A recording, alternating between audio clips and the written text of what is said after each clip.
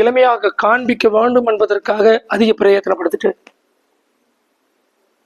நான் எப்படி இயல்பா இருக்கணும், இது அழகா இருக்குது.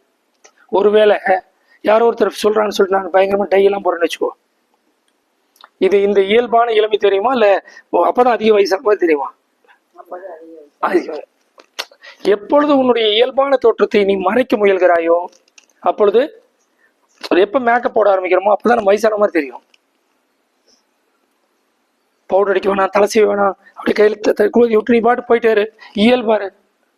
இந்த மரம் எப்படி அழகாக இருக்கிறதோ அதனாலவே இந்த கொடிகள் எப்படி அழகாகிறதோ, அந்த தாமரை குளத்திலே இருக்கக்கூடிய தாமரை மலர்கள் எப்படி அழகா இருக்குதோ அது மாதிரி நீங்கள் ஒவ்வொருவரும் அழகாகத்தானே இருக்கிறீர்கள்.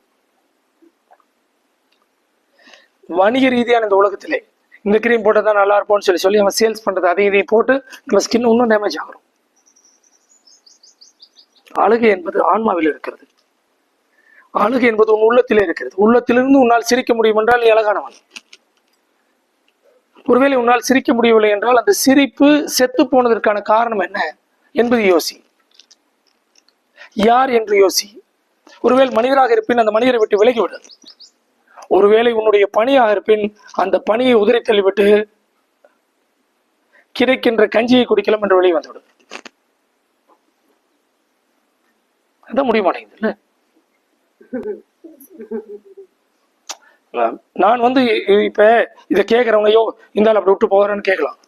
நான் அப்படி விட்டுட்டு வந்தவன் தானே. கோயம்புத்தூர்ல ஒரு நிறுவனத்திலே உயர் பதவியை நோக்கி சென்று கொண்டது நான். இது பதவி அதிகமாகி கொண்டிருக்கிறது, சக்தி அதிகமாகிறது, பணபலம் அதிகமாகிறது. ஆனால் எங்கோ ஒரு மூலையிலே ஒரு பெரிய ஓட்டை உருவாகிறது. என்னுடைய ஆனந்தம் வெளியே சென்று கொண்டிருக்கிறது, என்னுடைய மகிழ்ச்சி குறைந்து கொண்டிருக்கிறது என்று நான் என்னைக்கு உணர்ந்தனோ அன்னைக்கு அந்த கம்பெனி விட்டு வெளியே வந்தனா இல்லையா? ஒருவேளை அப்படி வெளியே வராம இருந்தா இப்படி ஒரு அற்புதமான ஒரு உலகத்தை படைத்திருக்க முடியுமா? நடந்து செல்கின்ற பொழுது இங்க இருக்கக்கூடிய ஒவ்வொரு மரங்கள் பேசுகிறது. தண்ணீருக்குள் கால் வைக்கின்ற பொழுது அந்த மீன் பேசுகிறது. அப்ப நான் எனக்கான ஒரு உலகத்தை படைக்க முடிகின்ற பொழுது நீ உனக்கான ஒரு உலகத்தை படைக்க முடியுமா முடியாதா? நான் செய்யறது அப்படியே உன்னை காப்பி பண்ண சொல்ல.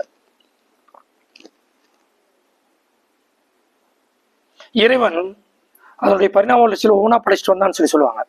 அவன் படைத்ததாகவே இருக்கட்டும். ஆனால் மனிதனை தன்னை போலவே ஒரு இறைவனாக படைத்தான். என் முன்னே அமர்ந்திருக்கக்கூடிய நீங்கள் ஒவ்வொருவரும்